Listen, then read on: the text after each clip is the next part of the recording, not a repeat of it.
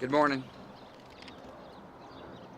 78 days ago, I sent Congress a request for emergency war funding that our troops urgently need. I made it clear to Democratic leaders on Capitol Hill that I'm willing to discuss our differences on the way forward in Iraq. But I also made it clear our troops should not be caught in the middle of that discussion. Yesterday, Democratic leaders announced that they plan to send me a bill that will fund our troops only if we agree to handcuff our generals, add billions of dollars in unrelated spending, and begin to pull out of Iraq by an arbitrary date. I'm disappointed that the Democratic leadership has chosen this course. The bill they announced yesterday includes some of the worst parts of the measures they had earlier passed with narrow majorities in the House and the Senate. They know I'm going to veto a bill containing these provisions, and they know that my veto will be sustained. But instead of fashioning a bill I could sign, Democratic leaders chose to further delay funding our troops, and they chose to make a political statement. That's their right, but it is wrong for our troops and it's wrong for our country. To accept the bill proposed by the Democratic leadership would be to accept a policy that directly contradicts the judgment of our military commanders. I strongly believe that the Democrats' proposal would undermine our troops and threaten the safety of the American people here at home. And here's why. First, the proposal would mandate the withdrawal of American troops beginning as early as July 1st of this year and no later than October 1st of this year, despite the fact that General Petraeus has not yet received all the reinforcements he needs. It makes no sense to tell the enemy when you start to plan withdrawing.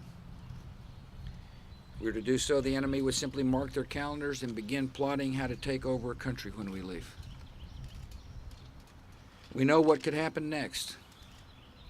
Just as Al-Qaeda used Afghanistan as a base to plan attacks of September the 11th, Al-Qaeda could make Iraq a base to plan even more deadly attacks.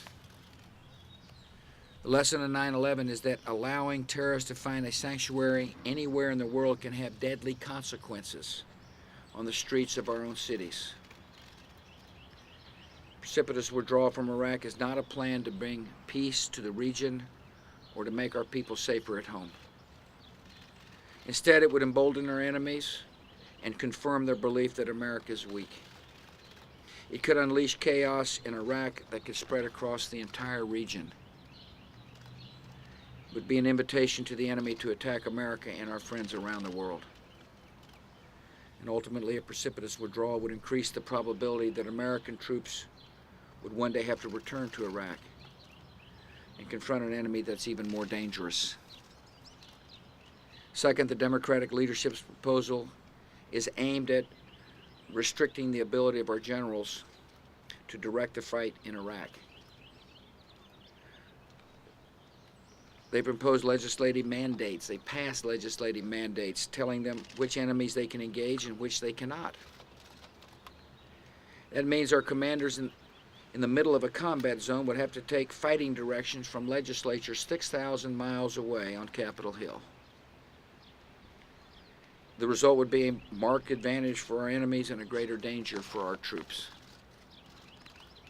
Third, the bill proposed by Democratic leaders would spend billions of dollars on projects completely unrelated to the war.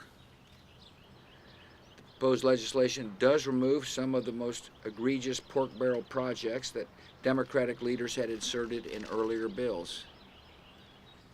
Yet it still includes huge amounts of domestic spending that has no place in an emergency war funding bill. We should debate those provisions on their own merits during the normal process. But funding for our troops should not be held hostage while that debate unfolds. I know that Americans have serious concerns about this war. People want our troops to come home, and so do I. But no matter how frustrating the fight can be, and no matter how much we wish the war was over, The security of our country depends directly on the outcome in Iraq. The price of giving up there would be paid in American lives for years to come. It would be an unforgivable mistake for leaders in Washington to allow politics and impatience to stand in the way of protecting the American people. Last November, the American people said they were frustrated and wanted a change in our strategy in Iraq. I listened. Today, General David Petraeus is carrying out a strategy that is dramatically different from our previous course. If the American people did not vote for failure, and that is precisely what the Democratic leadership's bill would guarantee.